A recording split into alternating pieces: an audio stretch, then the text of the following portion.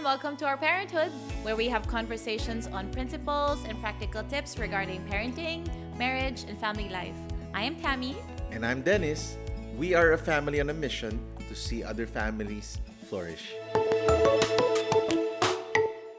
Hi, welcome to our Parenthood. This is Tammy, and I am with... Dennis, hello. Welcome, neighbors. We are continuing our topic on how to build or instill confidence in our kids, jumping off from our last episode. That you are capable and you have what it takes. Okay, so that's the message that we want our kids to embrace. Na hopefully, habang paulit-ulit nating sinasabi sa kanila, it will really be something that will be instilled in them. Yeah.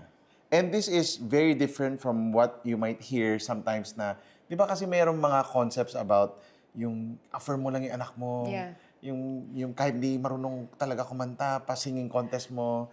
We're not talking about that. Yeah. That's very different from encouraging them or putting courage in them to fulfill the calling of God in their lives rather than just praising them for no reason at all, right? I think I like what you said.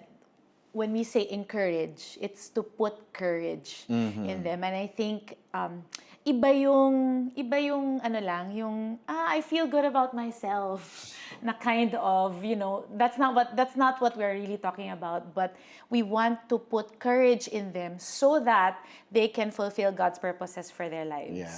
Hindi So- lang din yung courage para lang, gusto ko lang malakas ang loob mo. Oh. You can be, yung parang Barbie mentality na, Yeah. you can be anything. Ano yun? May kanta pa yun eh. You can be Ang alam anything. ko lang, Barbie girl. Hindi. I can be anything.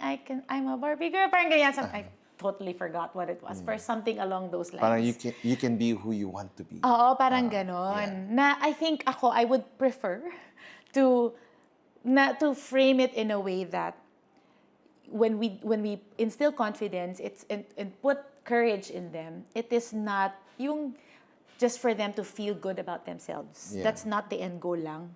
But for me, parang it goes beyond that. Yung hindi lang din na parang, yung you can do anything lang. Kasi what if, totoo naman, hindi naman talaga lahat eh. Yeah. Or pwede, but I don't want them to waste their lives thinking na lahat, kung anong feel ko, anong gusto ko. Pero yung alam mong, you also want to teach them na be confident in the, parang within the, bounds of knowing this is your lane. Right. This is where you're called. Parang ganon. Yung Yes. ganon. Alam ko yan. Yung sinasabi ko, sinasabi alam mo, yung kasi sinasabi ko. pagka we go to the extreme na lahat you can be who you want to be, that might create a very low self-awareness sa mga anak natin. That they won't know their strengths and weaknesses and that they would feel like, gusto kong maging basketball player kahit 4'11" lang ako. You can't, right? There are certain things you cannot do. And there are certain things that you are good at. Let's focus on those strengths rather than just on your imagination and sometimes even your weakness na dapat hindi doon yung energy mo because you'll end up frustrated. So that's where we're coming from when we're going to talk about building confident kids. Okay. Yeah. Okay, so today, let's jump into how can we build that confidence sa mga anak natin. Okay. Aside from yung sinabi natin last week, they just have to make that, they just have to jump. How do we go about the process of building those confidence now? Okay. Ako mag-start na ako. Sige. Okay. First is you have to make your kids take risks. Okay. Magaling Magaling ka dyan. Dito nagre-wrestle ang mga magulang kasi takot na takot silang i-release yung anak nila. Dahil baka magkamali, baka masaktan, baka mag-fall. When I say fall, parang baka mabali yung buto. Kami kasi ganun, on the physical department, sports department, ang magulang nga, tatakbo pala kami. Huwag ka tatakbo, mandadapa ka. Kaya lahat kami, hindi tumatakbo. Kaya kami lumaki kasi bawal tumakbo, bawal yung monkey bar. So sa mga areas na hindi kami nag-race, mahina kami hanggang ngayon. Imagine mo. Di ba? So pagdating sa sports, hanggang lang kami, PS4, PS5, doon kami magaling. Or spot-up shooting lang. Pero yung tatakbo ka sa basketball, yun nga, baka madapa kami. So talagang takbong mayaman lang kami. But if you let your kids take risks, that's where they start building confidence. Yeah. How? Why? Naalala mo nung, sila Liam. Ayaw mag-swimming di ba? Grabe, nakailang motivational talk pa ako kay Liam. You can do it. You are capable. You have what? Wala talaga. You will not drown. Alam mo, we went through a process really of not just encouraging him, but also going through a book. Yung one of the books na go through namin na medyo nag-shift siya, yung The Way of the Warrior Kid, si Okay, Jocko Willing. It was a kid's book talking about how this kid, with the help of his uncle, was able to jump off a bridge and swim, di ba? Parang, and the training that went behind it, and the discipline that you need to have. Sometimes kasi talaga ang battle na sa mind, even if they're kids, the risk is always first on the mind. Because danger will always tell you, safety will always tell you, nako, malulunod ka. Self-preservation mode. Yes. Oh, sir. Which we're all, di ba, it's a gift to us. Parang Yes. through the years, yun naman. Parang yun naman Yeah. yung nakatulong sa human race. Yeah. Pero, if it's out of place, then lahat na lang kinatatakutan. Lahat na lang self-preservation mode. So, okay din ako na nag-struggle sila through the process. Pero yung pinaka-clincher nung sa swimming was nung nakita niya yung pinsan niya na mas maliit kaya. Kaya pala niya eh. Kaya ko din to. Yun ba yung reason na ano di siya? ba? Okay, Oo, na-encourage siyang try na rin. Right, yeah. Tapos nung pinaspartan din natin sila, di ba? It was a really high place so that you have to climb. Ako mismo, I don't think I'm gonna climb that, di ba? So, again, that's my upbringing. Talagang, naku, baka mahulugan ako. Pag nahulugan ako, baka mauntog yung ulo niya. Biglang yung pinsan niya, maliit, maakyat. Diba? Tumapang yung loob, umakyat. Tapos paulit-ulit na siya doon for 30 minutes. Doing something that he knew going in there, I cannot do. It's impossible for me to do. But in less than 30 minutes, he was able to achieve it. Why? They take the risk.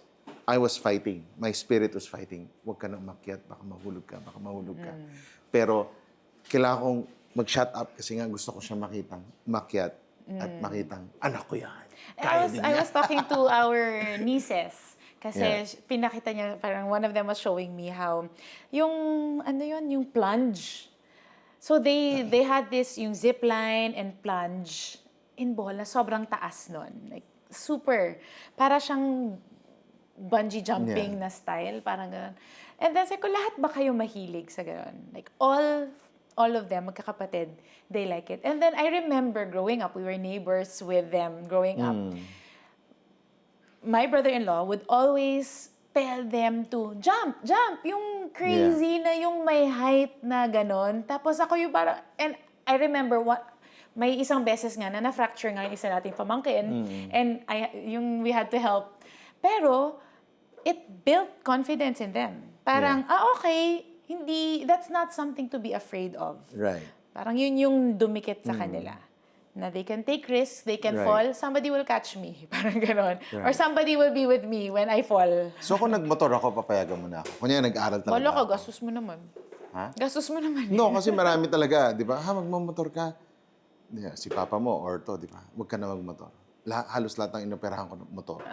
Di ba? Ako parang, alikabok. Oh, wow. More ganon. Hindi yung Yaman. baka. Sa EDSA. Ngayon. Hindi, sige. Ano pa yung sakit? I think, gusto ko lang yung may mga nabanggit ka na for me are like little reminders na practical din na yung baby steps and how we can build confidence. Minsan, books really help a lot. Yeah. We cannot say it directly, pero like even make use of, especially for younger kids, make use of stories and books, make use of movies, and then use those... Object lessons. Oo, yung parang, gawin yung object lesson siya. Gawin yung parang, see where they can identify or how they can identify with the characters of the stories and then insert the lessons there. It's non-threatening for them. Hindi yung parang pinagsasabihan mo na naman sila. Right. So for them, it's, that's not me. That's another character we're talking about, but they can identify. And it's planting seeds in their minds and hearts. Another thing that you mentioned was when our son saw somebody else do it. So I think it's hard to build confidence na ikaw lang. Parang it's always in the context of community. Yeah. Having said that, I also want to guard our children from comparison. So I also would not want us to say na tingnan mo si ano. And it's a very Asian thing. Right. Na tingnan mo si ganito, yan yung ginagawa. Ikaw, you can't, ganyan. Yung parang it's our way of challenging them sometimes. But that actually, I don't want them to be motivated because Yeah. they're comparing themselves with somebody else. It's a framing for me. So Na gusto ko instead of nga na yung comparing, gusto ko yung Yeah. context ng na kung kaya niya, kaya ko. Hindi Yes. yung tingnan mo siya kaya na niya, ikaw hindi pa. So iba yung for me iba yung landing nun. Yeah. Tsaka yung ako I really because it works for me yung doing things with others. Right. Yung tayong lahat gagaling. Yeah. Hindi yung gusto kong mag-take risk para mas magaling ako sa kanya. para maka-up ako sa para kanya. maka-one up ako. Pero gusto kong tayo, Yeah. let's do it together. Let's try this together. So parang mas gusto ko yung ganong attitude and angle. Right. That's why the support system sa community mo is very important. Na like-minded people supporting each other to achieve a goal. And kasi it takes persistence to succeed eh. Di ba yung try and try until you succeed. That's the same way when we were motivating them, whether it's swimming, taekwondo, or whatever, piano, it's always, no, you have to try it. You have to try it. Some kids, we try for many years, end up, wala. No? And some kids, they try, and now they're really good at it. So may mga certain paths na, at least na-try natin, hindi yung, ay, nako, diba na what if tayo. At least we tried, that's not your path, and that's okay. Let's charge it to daddy na lang, to experience sana yun, to daddy. Diba? Kasi wala, nagbayad tayo for that. But then, that's part of the learning process. It's them taking those risks. No? Gusto mo ma-reflect nila na, nagawa ko. Kasi gusto mo, ganun yung ano nila yung sa brain nila. Kaya ko pala. Look, I was able to do this. And they will not discover that unless they try new things. Diba? And parang we don't want to rob them of that joy. We don't want to Yeah. rob them of that chance to say, wow, look what I was able to do. Pero kung lagi tayong safe, Yeah. ano din, okay lang. Parang, ganun lang din yung confidence level Right. nila. Yung Yeah. nandito sa madali. Ayun. Now, let's talk about mistakes. Kasi, sure ako 100% all our kids would make mistakes. How could we now make mistakes as opportunities for our kids? Like, ano yung process? You mean how can we reframe Yes. mistakes na As it's opportunity. learning Yeah. opportunity? Or Well, that's number one. growth Reframing is opportunity. that's the first for me. The reframing. Sometimes we mistake. So, pag may mistake, reframe mo yung mistake niya. Kasi okay lang naman talaga. She did her best. He did her best. Bumagsak. Hindi mo pwede sabihin, ay nako, hindi kasi nag-aaral. Nag-aaral siya eh. How do I now reframe that? Yeah. Sa'yo, how do you reframe it? Okay, so what did you learn? Parang ganun usually. Yeah. Yung, okay, so what did you learn from that? Na, I think, sobra siyang totoo kasi nga, we have children in different stages. So you also see different responses. Yung hindi sanay, mahirapan, mas takot din to make mistakes. Yeah. So I think it's all, before we can even reframe, I think it's all connected. Like, how do we, kasi if we attach their value or if we affirm them based on what they achieve, like if they get good results, we affirm them, then it will be hard to help them see mistakes as opportunities. Kasi for them, shucks, na-affirm ako based on what I can do. So if I don't do well, I will lose that. Yeah. So for me, it's instilling in them, unang-una, that their value is not based, or their identity, their significance, their security, their standing with us, is not based on their performance. So they're free to make mistakes because they're standing with us, who they are, they're standing with God. It doesn't change. You're right. For me, that's the beauty of knowing who we are in Christ. Right. Diba? Na, yun muna. Na kung wala yun, tinanggal mo yung aspect na yun, now their identity, their significance is based on what they can achieve.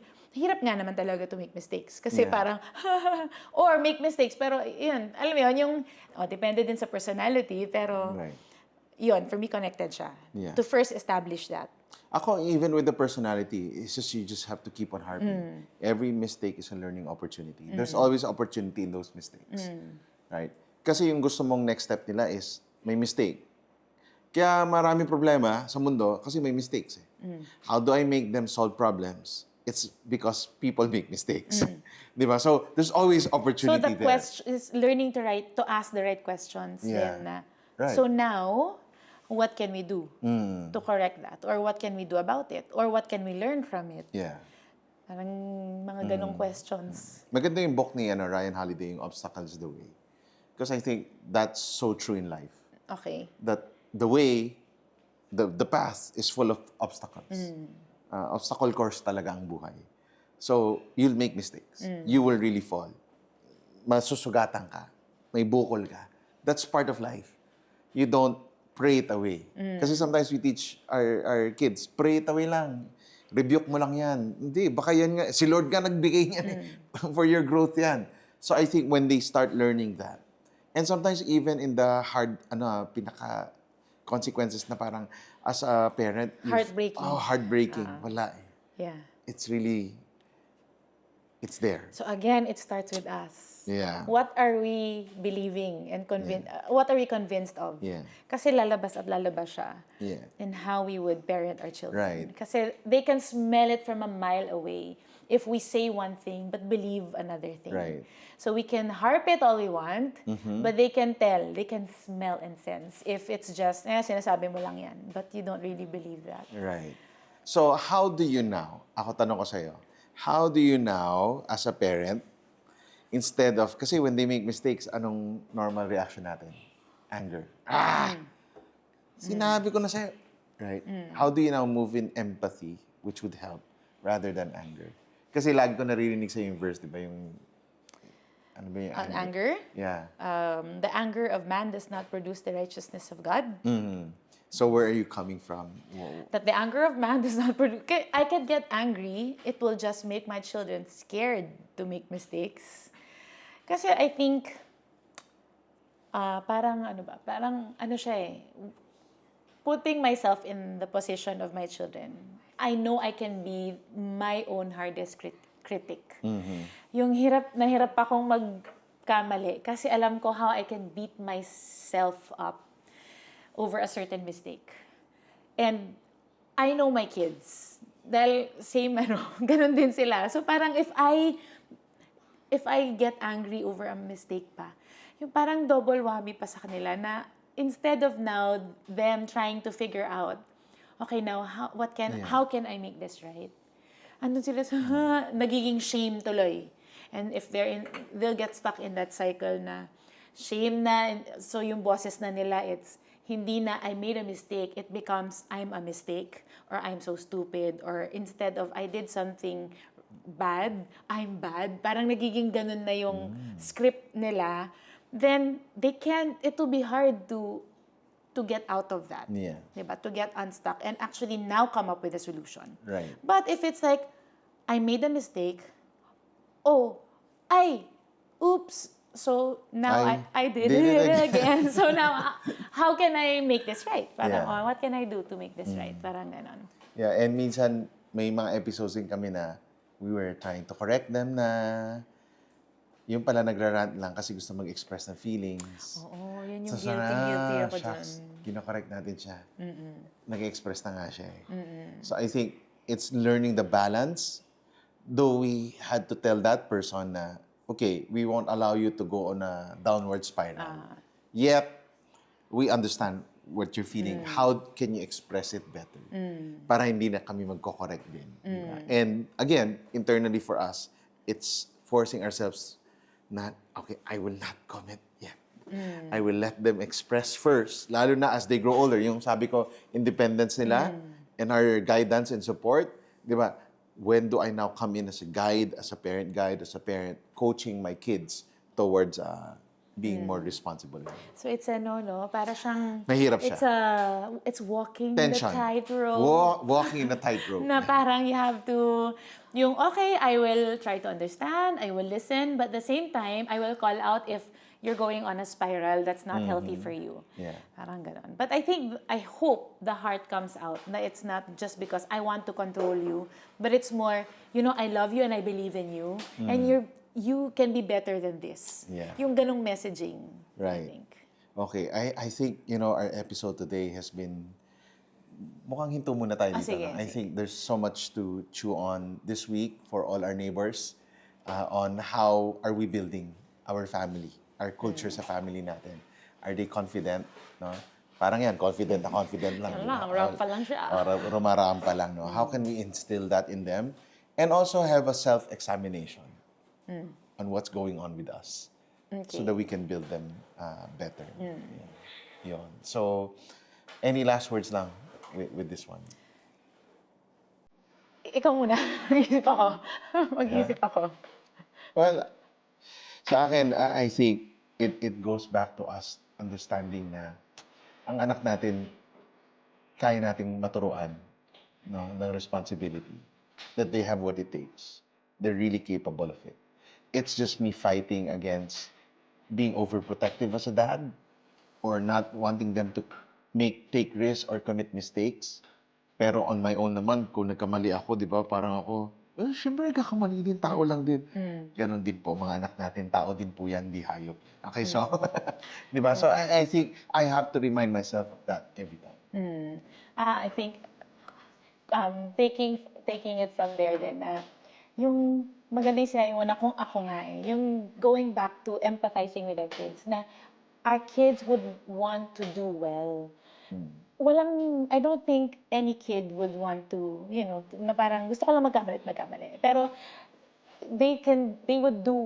they're trying. So I think it's the reminder yung kung ako nagkamali, anong kailangan ko?